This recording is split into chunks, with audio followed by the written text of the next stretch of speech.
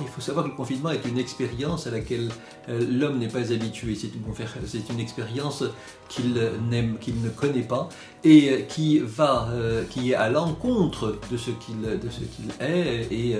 Parce qu'on a besoin de sortir, on a besoin de relationner, on a besoin de bouger, on a besoin de beaucoup de choses. Et donc, à partir du moment où on est obligé à ne pas le faire et que ça doit durer, cette expérience va devenir une expérience traumatique pour l'individu. Elle va devenir une expérience traumatique en ce sens qu'elle va agresser la personne et durablement, et donc il va falloir que la psyché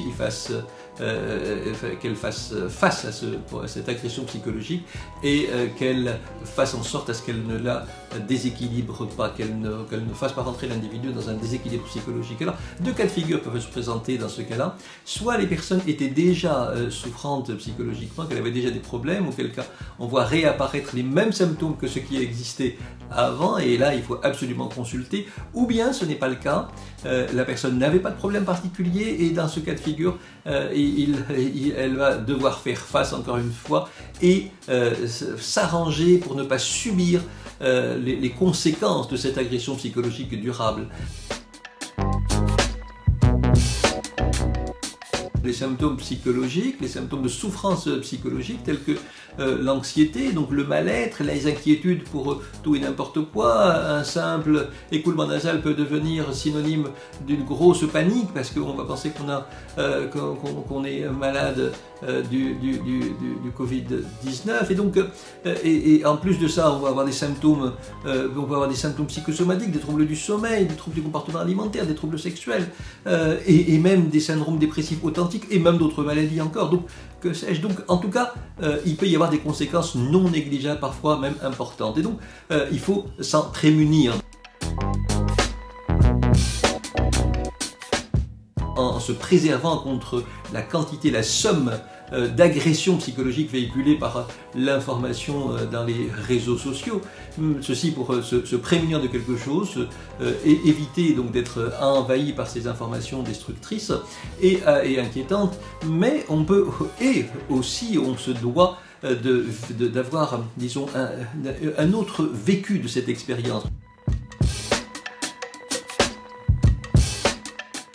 À mon sens, c'est une expérience rare, exceptionnelle et extrêmement riche de conséquences dans ses répercussions sur pas simplement l'individu, d'ailleurs sur toute l'humanité.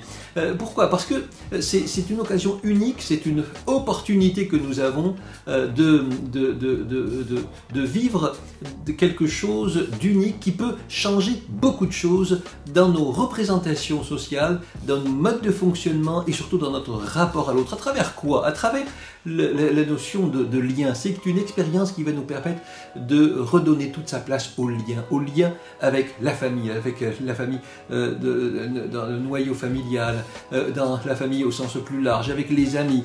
Et ça va nous permettre ce lien va nous permettre de rétablir de la relation, de la communication avec le conjoint, avec lequel on peut réapprendre à ne plus s'ennuyer, avec les enfants, avec lesquels on peut communiquer, échanger, on peut les amener à être dans la critique, on peut leur inculquer des valeurs qu'on n'avait pas le temps de leur inculquer, on peut les amener à se rendre compte de ce qu'est le monde, de ce qu'est l'histoire du monde, l'histoire de leur pays, qui étaient leurs aïeux.